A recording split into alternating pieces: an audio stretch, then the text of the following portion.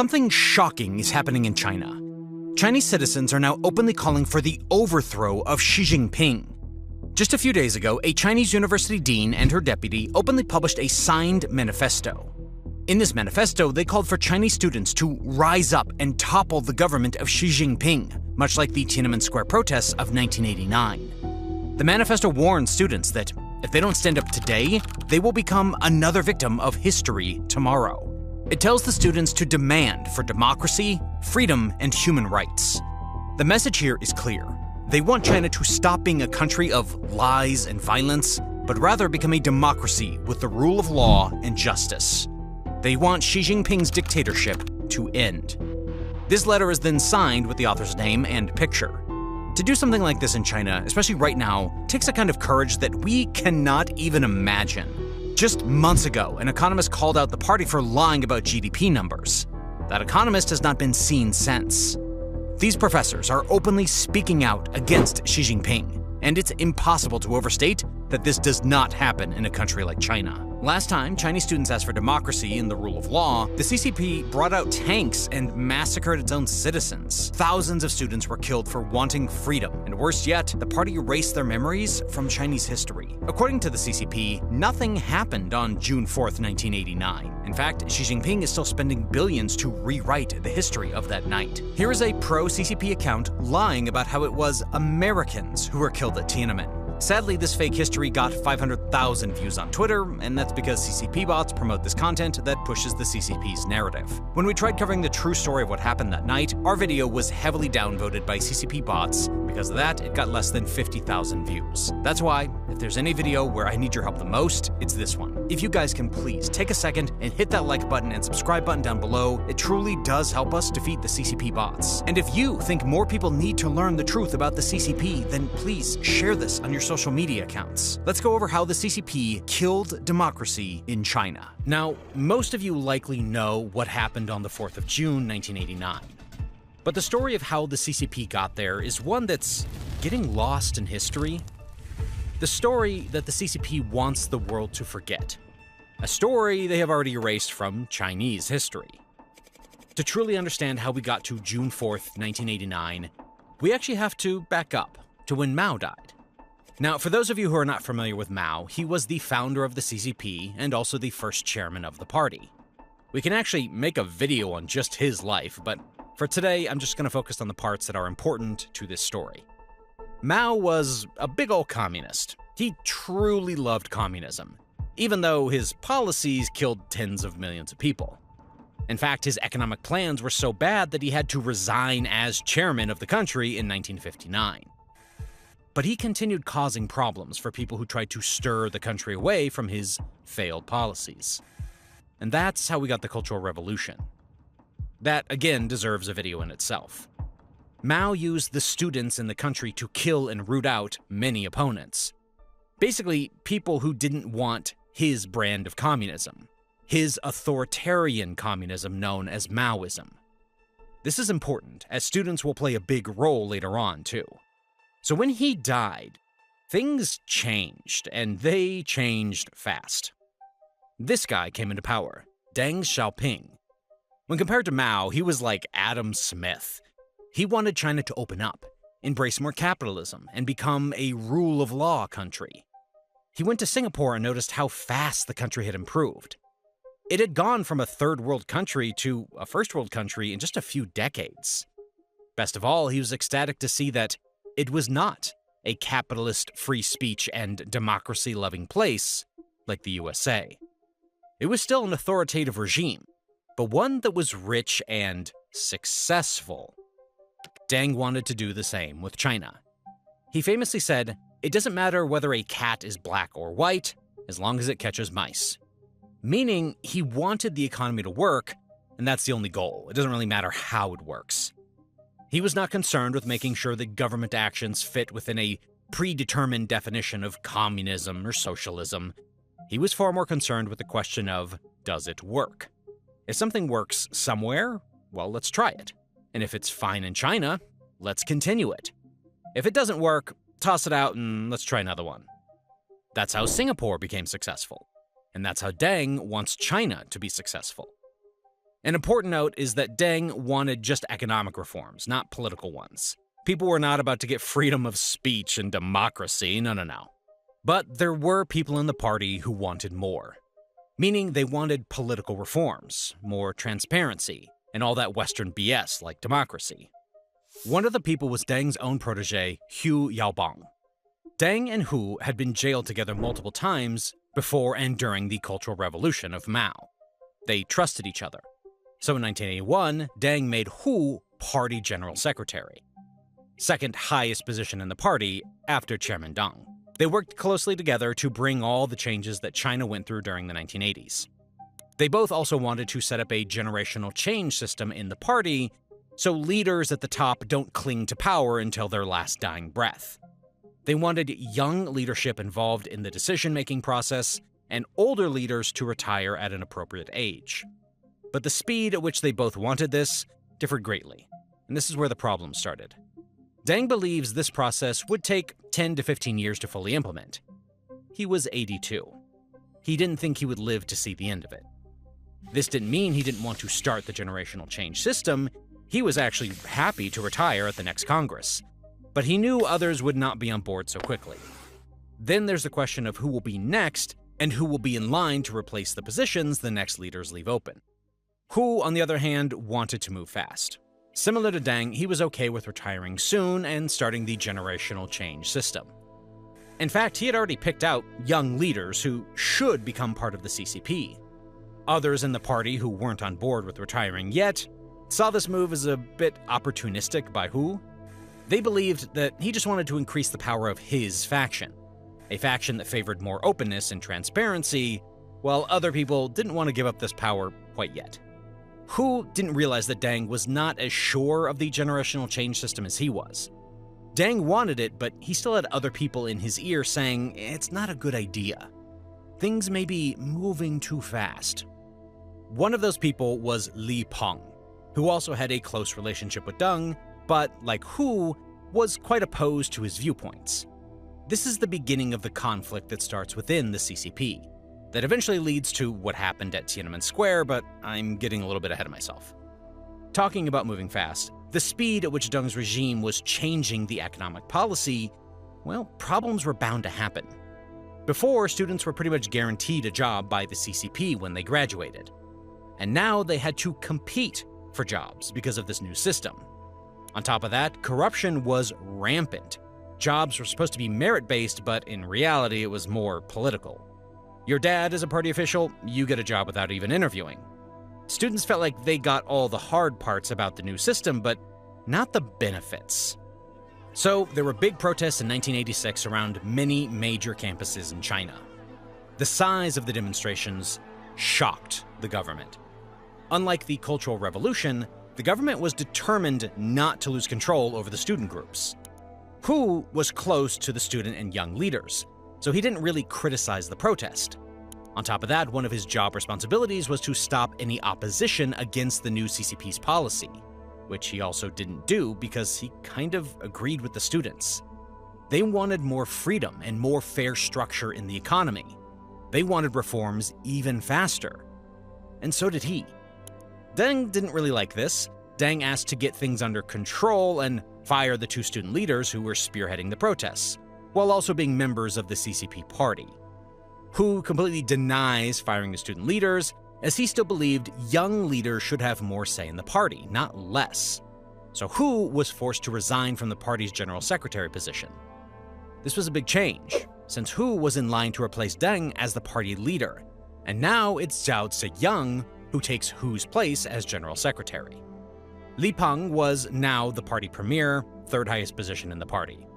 But he was still part of the inner circle, as he retained his seat in the Politburo Standing Committee.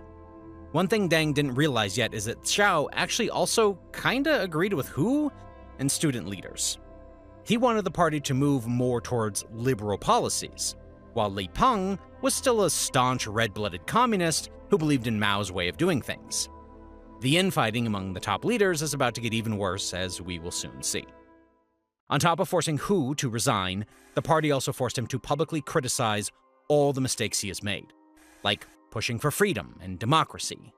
It was a move to humiliate him and weaken his supporters. Unfortunately, the public, especially the students, saw this as what it was.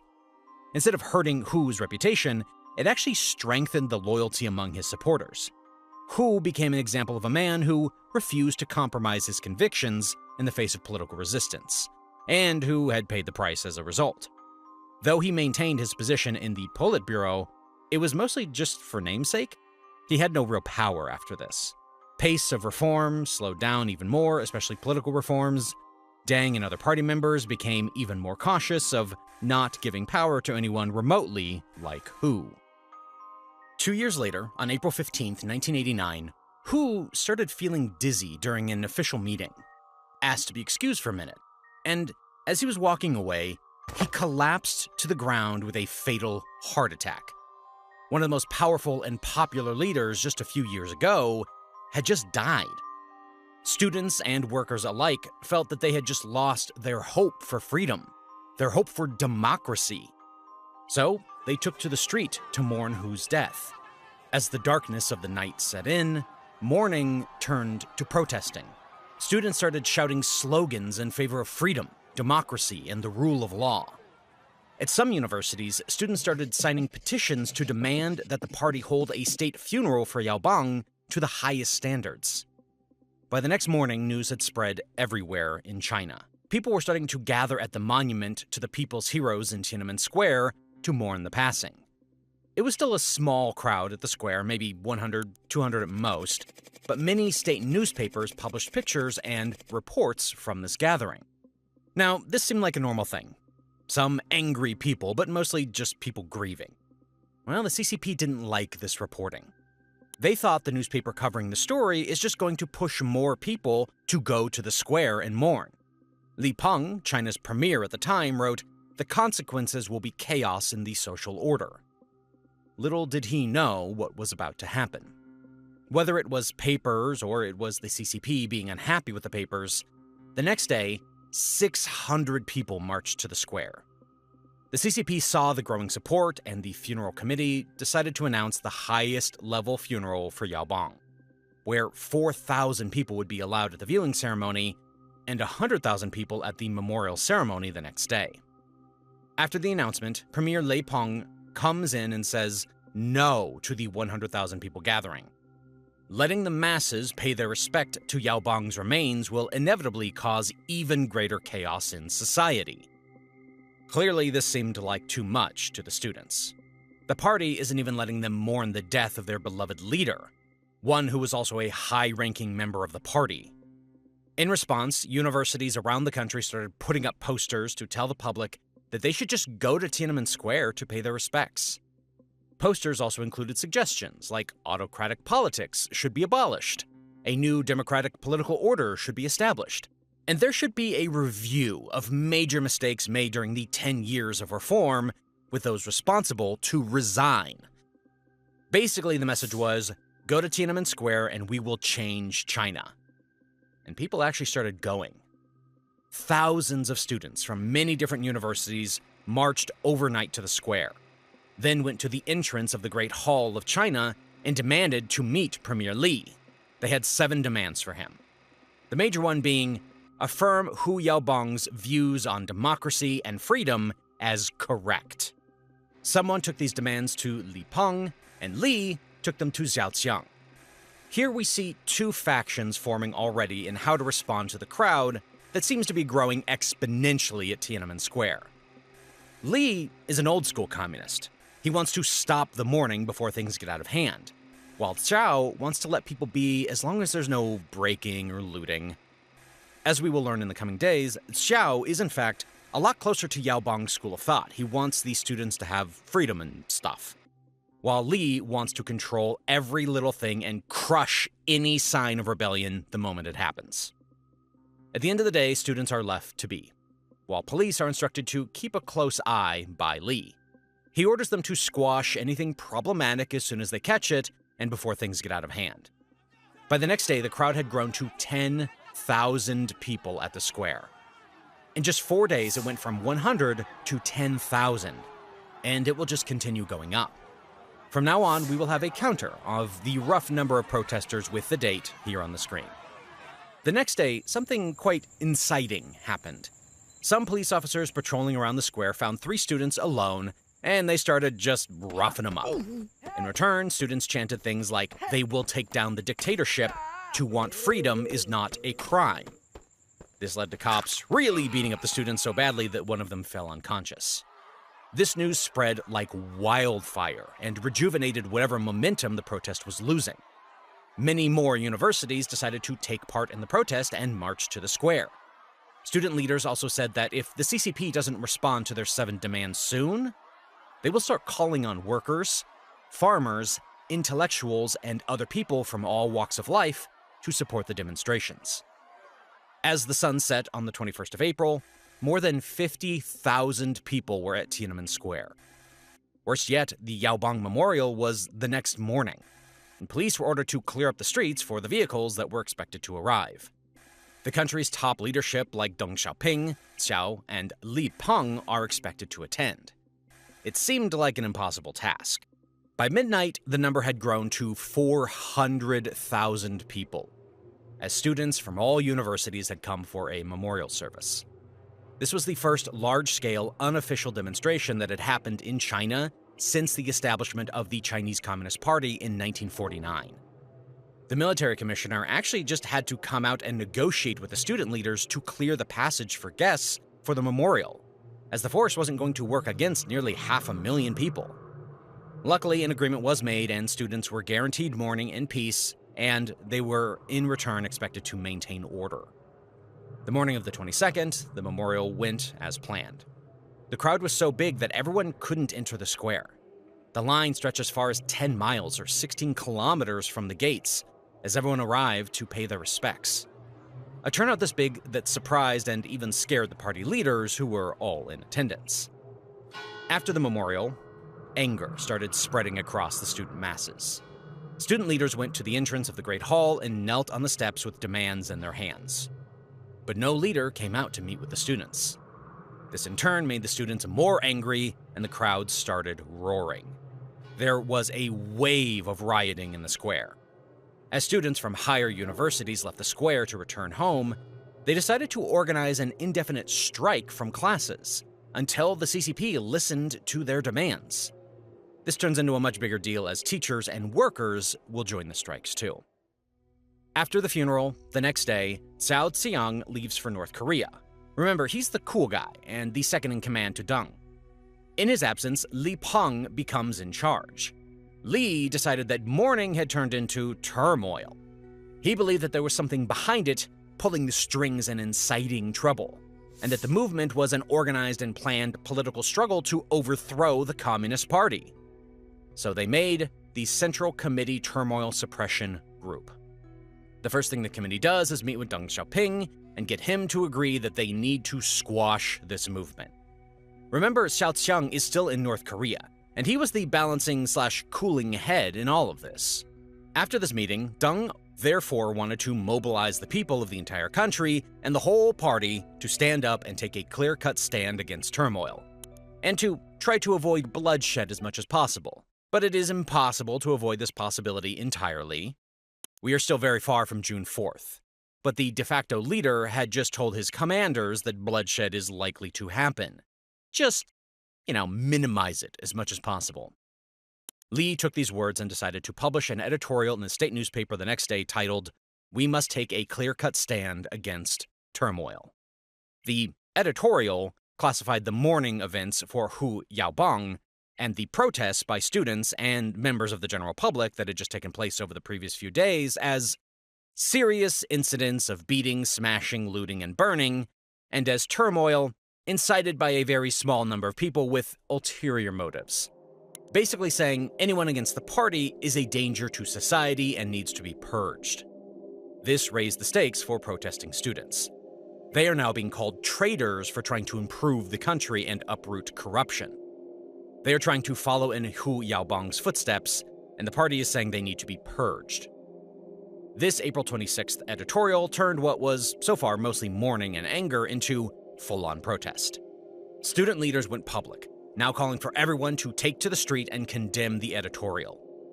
In return, the party announced that the commemoration of Hu Yaobang had ended, and more demonstrations moving forward would be illegal. Many students decided to march on April 27th anyway, knowing full well it might be their last march. A huge majority of those who marched had written their final testament, a death note, and left their dorms before marching. Many contained words to the effects of, "I'm heading out tomorrow, and I'm prepared not to come back. I hope future generations will remember why we made this sacrifice." The April 27th demonstration had so many people that it had now become the biggest since the founding of the CCP. Protests were happening all across the country, but by far the largest ones occurred in Beijing. Students from all the universities decided to march to Tiananmen Square while people lined up on the roads to cheer them on.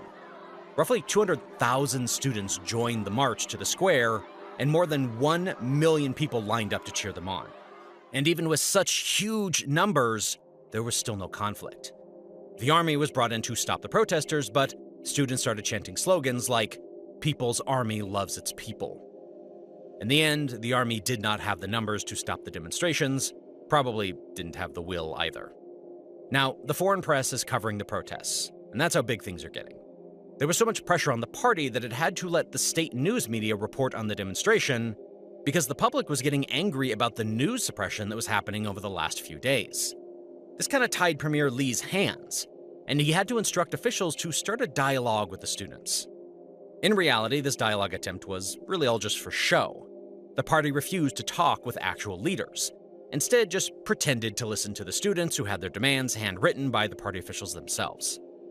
So the true leaders of the demonstration decided to call this dialogue attempt a BS move and took it to the media, calling for Li to meet with them in a televised debate. Things were getting so out of hand that on the 30th of April, Zhao had to end his trip and return from North Korea. In the next Politburo meeting, Zhao advocated that they should continue to focus on persuasion, conduct multi-level, multi-channel, multi-form dialogue, and resolutely persuade students to resume classes as soon as possible. He also mentioned that the Communist Party must adapt to the new era and new situations, and learn to solve new problems by means of democracy and rule of law. Li Peng and his allies argue that social stability must be restored before any reforms can be considered. Li Peng also believed Deng was on his side, since the meeting they had while Zhao was in North Korea.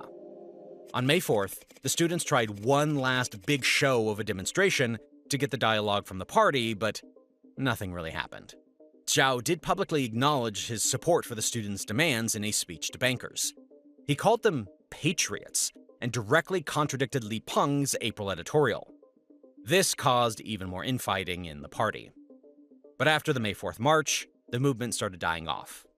80% of students around the country had returned to class, and only a dedicated few from Beijing were now continuing the class strikes and demonstrations. But tensions still persisted within the party, and patience was not an option anymore for party leaders. You see, Soviet leader Mikhail Gorbachev was coming for a summit on May 15th, the first visit by a Russian leader in 30 years. The Soviets and China had a falling out in the late 1950s, and this was the first attempt at repairing those relationships. Deng did not want to be embarrassed by student protests in the Tiananmen Square, as that's where Gorbachev's welcoming ceremony was going to be held. So he ordered Zhao to get rid of all the protesters from the square. Zhao used his soft approach and tried negotiating with the students. He thought he could make an emotional appeal to students, and they would listen, as he has shown his support for their movement sincerely in the past. But the students refused to leave the square. They knew the Gorbachev visit meant there was a lot of press freedom in China, and even foreign journalists were going to be there.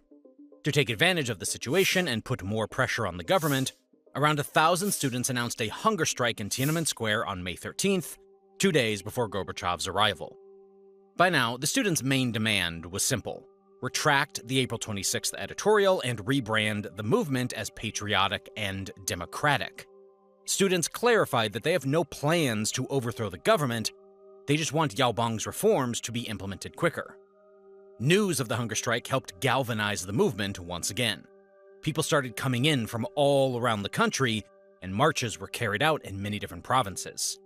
You see, in China, Hunger and food is kind of a sensitive and emotional topic for many citizens. China has experienced some of the worst famines in human history.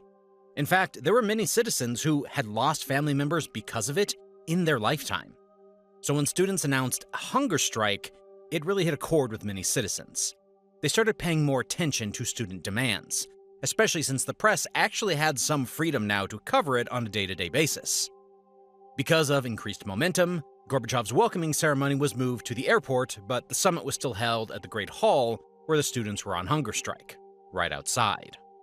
During the meeting with Gorbachev, Xiao reaffirms to him that Deng Xiaoping is the leader of China and the CCP, even though he has no official position at the top. That's because just a few years back, Deng eliminated the position of chairman because he didn't want someone like Mao to take over the party and become bigger than the party. After eliminating the chairman position, general secretary was the highest position in the CCP, which was Xiao, but in reality Deng was still the main leader. So that's what Xiao was clarifying to Gorbachev, but Deng took this to mean that Xiao was putting the blame of the protesters outside on Deng, saying that he is the leader. The divide between Deng and Xiao is growing, and we have to remember Xiao, much like Yao Bong, is in the camp of more freedom for citizens, faster reform. Most importantly, let's not use force on students who are protesting for relatively, reasonable things. Xiao is the leader of the camp that is trying to balance out Li Peng and the old-school leaders who want to crush the student protesters. Over the next few days, as the summit progressed, the support for students only grew, and the movement had now regained all of its lost momentum.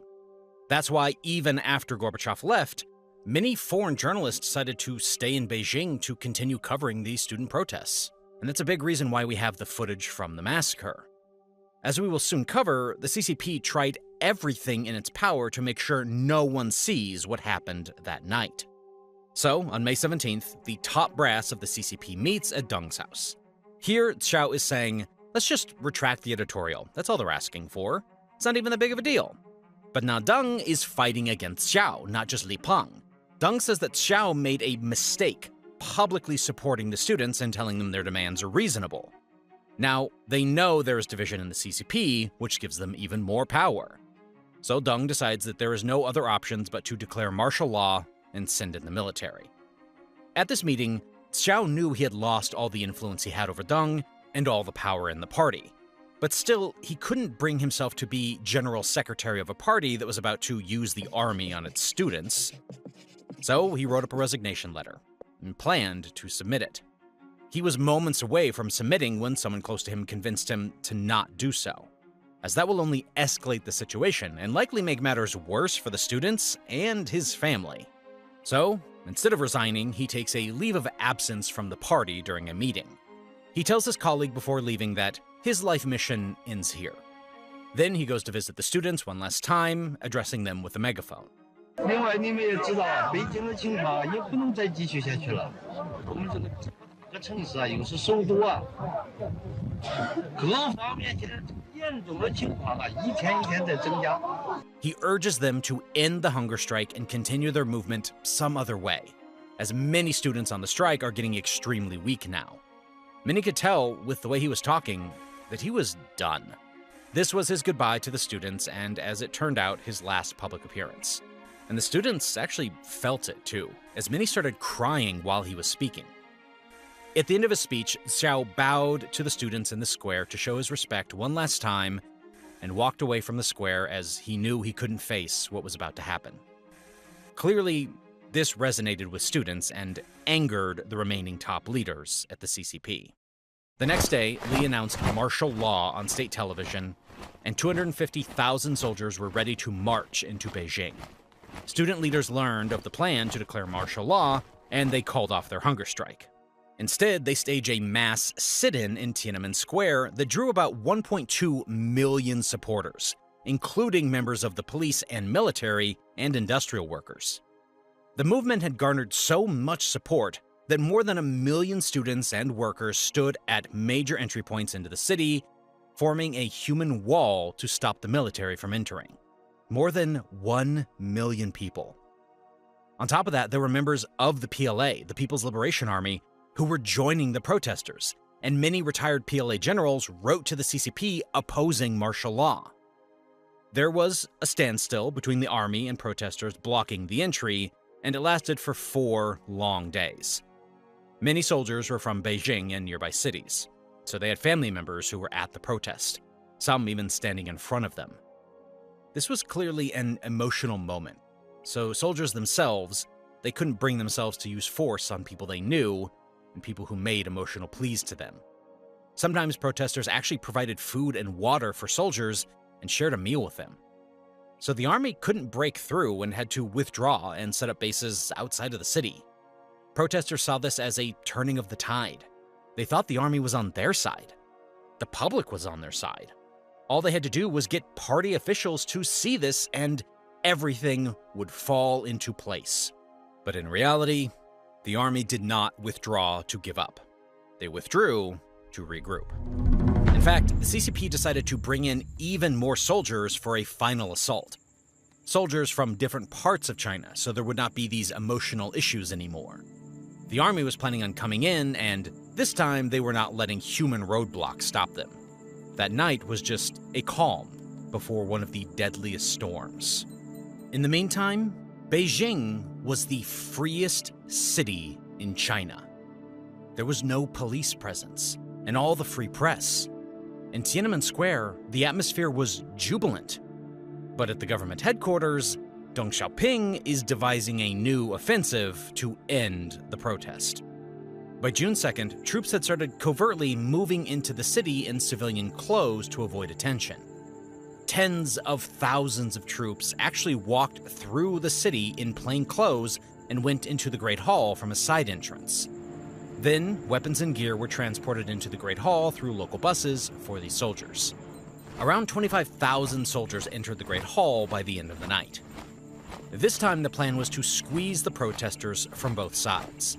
The PLA would march from the outside of the city, while soldiers in the Great Hall would move forward from the inside of the city. Some protesters had already begun to notice the PLA soldiers in plain clothes, and fights had broken out in multiple places in the city.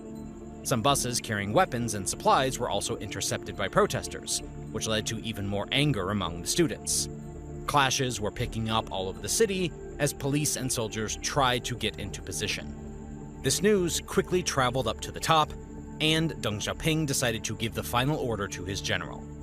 He gave his troops the authority to use all possible methods to clear the square. This was the ultimate permission to kill from the head of the party. The next day, plans to march into the city were set in motion. The government issued an emergency announcement urging citizens to stay off the streets and away from Tiananmen Square. Once the word spread that hundreds of thousands of soldiers are planning on entering the city once again, the citizens flooded the streets in hopes of mounting the same defense as a week prior. At 8 p.m., June 3rd, 1989, the onslaught had begun. The army marched down Chang'an Avenue with the goal to reach Tiananmen Square no matter what.